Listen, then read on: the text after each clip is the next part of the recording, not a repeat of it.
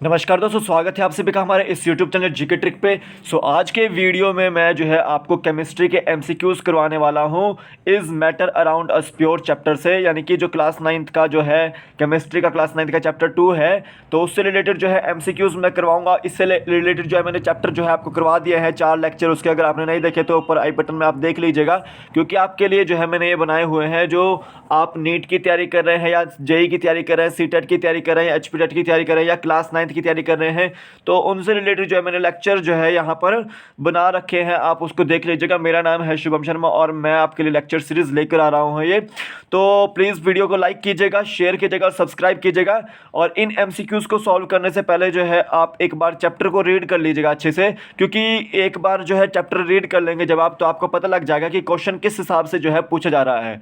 ठीक है, तो अभी चलते हैं अपने क्वेश्चन की ओर। उससे पहले अगर आपने हमारे जीके ट्रिक ऐप को डाउनलोड नहीं किया तो डाउनलोड कीजिए, लिंक उसका डिस्क्रिप्शन बॉक्स में दिया हुआ है मैंने। यहाँ पर आपको एचपी टेट आर्ट्स के notes, HP test TGT arts के नोट्स जो है मिल जाएंगे। ठीक है, जैसे आप साइकोलॉजी की तैयारी कर रहे हैं, चाइल्ड साइकोलॉजी की तैयारी कर रहे हैं, तो उससे रिलेटेड आपको जो है नोट्स की जरूरत होती है, तो आप यहाँ पे परचेज कर सकते हैं। ठीक है, टेट और टीजीटी मेडिकल के जो क्वेश्चन पेपर होते हैं आपके, वो यहाँ पर आपको मिल जाएंगे। तो ये तीनों ही जो है ये आपको 220 रुपये में मिलेंगे, ये आपको 200 रुपीज़ में मिलेंगे और ये आपको 30 रुपीज़ में मिलेंगे। तो आप इसको परचेज़ कर सकते हैं और डाउनलोड करके रखिएगा जीके ट्रिक ऐप को। यहाँ पर मैं आपको जो है इंटरेस्टिंग जो नोट्स मैं लेकर आता रहता हूँ। ठीक है, तो अभी जो है इसको डाउनलोड करके रखिएगा। तो अभी चलते हैं फर्स्ट क्वेश्चन की ओर। अब यहाँ पर देखिए फर्स्ट क्वेश्चन है, विच of the following is a pure substance. मैंने बताया था कि प्योर सब्सटेंस कौन सा है आपका, प्योर सब्सटेंस होता क्या है आपका। ठीक है, देखो जितने भी आपके एलिमेंट्स होते हैं या आपके कंपाउंड्स होते हैं, चाहे वो ऑर्गेनिक कंपाउंड हो चाहे वो इनऑर्गेनिक कंपाउंड हो, वो आपके प्योर सब्सटेंस होते हैं। ठीक है, तो देखो इसमें एलिमेंट कौन सा है आपका, कॉपर इज एन एलिमेंट, तो ये जो है आपका प्योर सब्सटेंस है। ए ऑप्शन इसका राइट आंसर है। ठीक है, मिल्क एक तरह से मिक्सचर भी है, ठीक है, और एक तरह से इमल्शन भी है। क्या है, इमल्शन भी है। सी वाटर एक तरह से आपका मिक्सचर है, और एक किस तरह का मिक्सचर है आपका, ये होमोजेनस मिक्सचर है। ठीक है, मिनरल्स क्या है आपके, ये भी आपके मिक्सचर है, ये आपको याद रखना। तो यहाँ पर ए ऑप्शन इसका राइट आंसर है। नेक्स्ट क्वेश्चन देखते हैं, which of the following statement is correct. इनमें से कौन से स्टेटमेंट जो है वो करेक्ट है। तो देखिए कॉमन सॉल्ट जो है वो इनऑर्गेनिक कंपाउंड होता है, वो ऑर्गेनिक कंपाउंड नहीं होता है। NaCl जो है आपका वो इनऑर्गेनिक कंपाउंड है। क्यों है, क्योंकि ये हमारे को चट्टानों से मिलता है। ठीक है, चट्टानों से मिलता है, तो ए स्टेटमेंट गलत है। तो देखिए organic compounds are obtained from plants and animals, ये बिल्कुल सही स्टेटमेंट है कि जो ऑर्गेनिक कंपाउंड्स है वो आपके प्लांट्स और एनिमल्स से मिलते हैं। तो जैसे आपका कार्बोहाइड्रेट होता है, ठीक है, फैट्स होता है, विटामिन्स होते हैं या प्रोटीन्स होते हैं, ठीक है, या कोई भी चीज़ जो है हमारे को ऑर्गेनिक प्लांट्स और एनिमल से मिल रही है, वो आपकी ऑर्गेनिक कंपाउंड होती है। तो बी स्टेटमेंट इसकी बिल्कुल सही है, तो बी ऑप्शन भी इसका सही होगा। सी स्टेटमेंट देखिए, all organic compounds are mixture. No, all organic compound जो है मिक्सचर नहीं होते, वो कंपाउंड ही रहते हैं। ठीक है, तो यहाँ पे जो बीज जो स्टेटमेंट है वो बिल्कुल सही है। नेक्स्ट क्वेश्चन देखते हैं, what is the formula of gypsum. Gypsum जो है एक तरह से आपको याद रखना है कि ये इनऑर्गेनिक कंपाउंड है। क्या है, इनऑर्गेनिक कंपाउंड है। ठीक है, क्योंकि ये भी हमारे को चट्टानों से मिलता है। तो जिप्सम का फॉर्मूला याद रखना है आपको कि CaSO4.2H2O इसका फॉर्मूला होता है। अगर पूछा जाए CaSO4.12H2O तो वो होता है प्लास्टर ऑफ पेरिस का। ठीक है, प्लास्टर ऑफ पेरिस का याद रखना है। तो देखिए यहाँ पे डी ऑप्शन इसका बिल्कुल सही आंसर है। कॉमन सॉल्ट जो NaCl होता है उसको हम सोडियम क्लोराइड बोलते हैं। ठीक है, तो वो कॉमन सॉल्ट का फॉर्मूला है। ये आपका कैल्शियम हाइड्रोक्साइड है, इसको हम स्लेक्ड लाइम बोलते हैं। ठीक है, और ये आपका बेकिंग सोडा है, खाने वाला सोडा, इसको बोलते हैं हम सोडियम बाइकार्बोनेट। क्या बोलते हैं, सोडियम बाइकार्बोनेट। तो ये फॉर्मूले आपको याद होने चाहिए। तो सारे के सारे क्या हैं, ये इनऑर्गेनिक कंपाउंड है। क्या है, इनऑर्गेनिक कंपाउंड है। तो डी ऑप्शन इसका राइट आंसर है। लास्ट में इसकी आंसर की मिल जाएगी आपको, तो आप चिंता मत कीजिए। नेक्स्ट क्वेश्चन देखते हैं, which of the following is the first organic compound formed in laboratory. इनमें से कौन सा जो है वो फर्स्ट ऑर्गेनिक कंपाउंड है जो लेबोरेटरी में बनाया गया था। तो देखिए आपका जो यूरिया होता है वो आपका पहला ऑर्गेनिक कंपाउंड होता है जो लेबोरेटरी में तैयार किया जाता है। ठीक है, तो ये आपको याद रखना है। तो सी ऑप्शन इसका राइट आंसर है। विटामिन्स भी आपका जो है ऑर्गेनिक कंपाउंड है, एमिनो एसिड भी आपका ऑर्गेनिक कंपाउंड है। ठीक है, अमोनिया गैस है आपकी। सी ऑप्शन इसका राइट आंसर है। नेक्स्ट क्वेश्चन देखते हैं, which of the following is not a heterogeneous mixture, इनमें से कौन सा जो है वो हेट्रोजीनियस मिक्सचर नहीं है। तो जब हम ट्रू सॉल्यूशन, सस्पेंशन और कोलॉइडल सॉल्यूशन के बारे में बात कर रहे थे, तो उसमें से जो आपका ट्रू सॉल्यूशन था वो आपका क्या था, वो होमोजीनियस मिक्सचर था। क्या था, वो होमोजीनियस मिक्सचर था। तो ये आपका याद रखना है कि true solution is always an homogeneous mixture. जो कोलॉइडल सॉल्यूशन था वो भी आपका हेट्रोजेनियस मिक्सचर था, सस्पेंशन भी आपका हेट्रोजेनियस मिक्सचर है, और सॉइल इन वाटर आपका हेट्रोजेनियस मिक्सचर है। अगर पूछा जाए mud in water, mud in water वो भी आपका हेट्रोजेनियस मिक्सचर है। अगर पूछा जाए salt in water, salt in water या फिर शुगर इन वाटर, वो आपका क्या है, वो होमोजीनियस मिक्सचर है। ठीक है, ट्रू सॉल्यूशंस है। तो सी ऑप्शन इसका बिल्कुल सही आंसर है। नेक्स्ट क्वेश्चन देखते हैं, if dispersed phase is liquid, अगर डिस्पर्स्ड फेज जो है हमारा लिक्विड है और डिस्पर्जन मीडियम जो है वो गैस है, अगर हम लिक्विड को गैस में डालते हैं तो हमारे पास क्या बनेगा, वो बनेगा एरोसोल। क्या बनेगा, एरोसोल।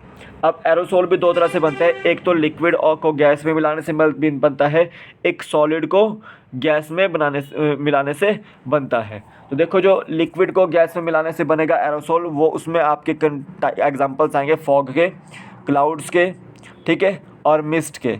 और जो सॉलिड को गैस में मिलाने से बनेगा वो आपका आएगा, उसमें स्मोक आएगी और ऑटोमोबाइल का जितना भी एग्जॉस्ट होता है वो आता है उसमें। तो यहाँ पे देखिए सी ऑप्शन इसका राइट आंसर है। अब फोम क्या है, फोम आपने सुना होगा, शेविंग क्रीम वगैरह या फिर रबड़ या स्पंज वगैरह होता है, वो फोम होता है। तो देखिए, जो शेविंग क्रीम होती है वो जब गैस को हम लिक्विड में डिज़ोल्व करते हैं तो वो आपका फोम बनता है, शेविंग क्रीम इसमें आती है। अगर हम बात करें फोम जो नॉर्मल होता है या रबड़ होता है या स्पंज होता है या प्यूमिस होता है, तो वो कौन सा फॉर्म है, वो आपका सॉलिड गैस में, सॉरी गैस जो है वो सॉलिड में डाली जाती है वहाँ पे। ठीक है, याद रखना है।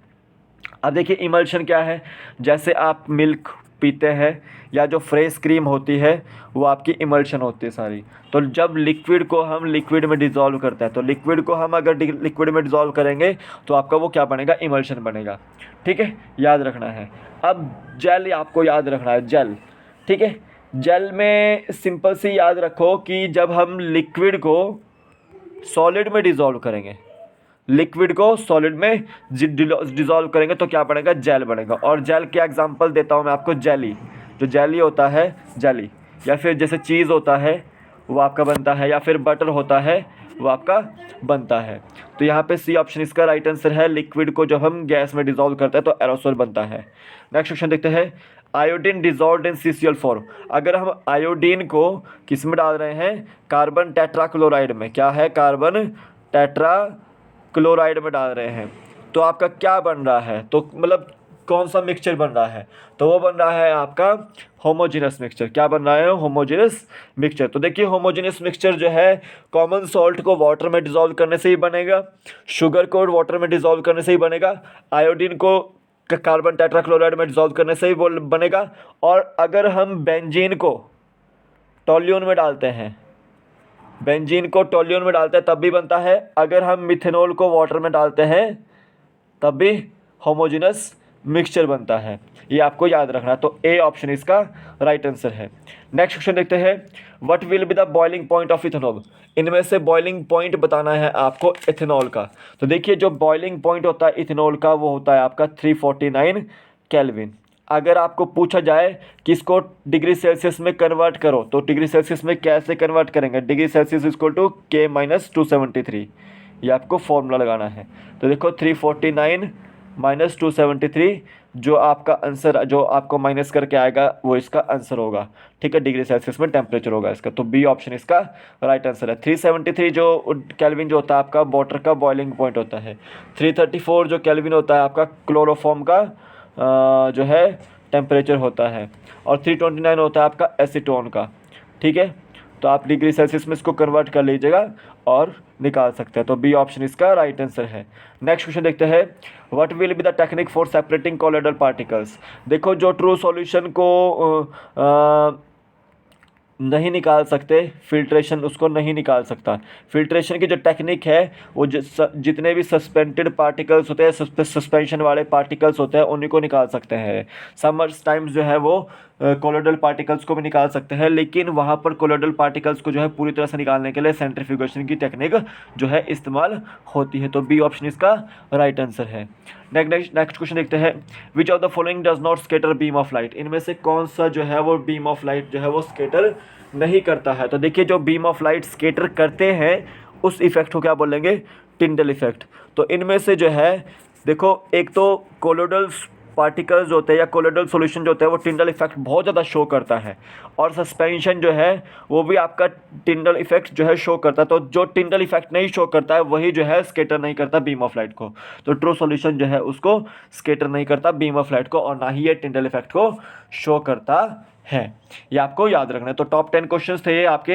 तो यहाँ पे मैंने आपको आंसर की प्रोवाइड कर दी है, इंपॉर्टेंट क्वेश्चंस थे आपको ये, तो इसको देख लीजिएगा एक बार और अच्छे से। और यहाँ पर आपको मैंने जो है नोट्स प्रोवाइड कर रखे हैं, आप इसको जो है डाउनलोड कर लीजिएगा। लिंक उसका डिस्क्रिप्शन बॉक्स में दिए हैं, मैंने इन नोट्स के भी लिंक जो है डिस्क्रिप्शन बॉक्स में दिए हैं। तो HPSSC के नाम से जो है ये नोट्स मिलेंगे आपको, ठीक है। और ये आपको CDP के नाम से या चाइल्ड साइकोलॉजी एंड पेडागोगी के नाम से या CTET के नाम से जो है नोट्स मिल जाएंगे, ठीक है। तो आप इसको परचेज कर सकते हैं, आपके लिए जो है ये फ़ायदेमंद रहेंगे।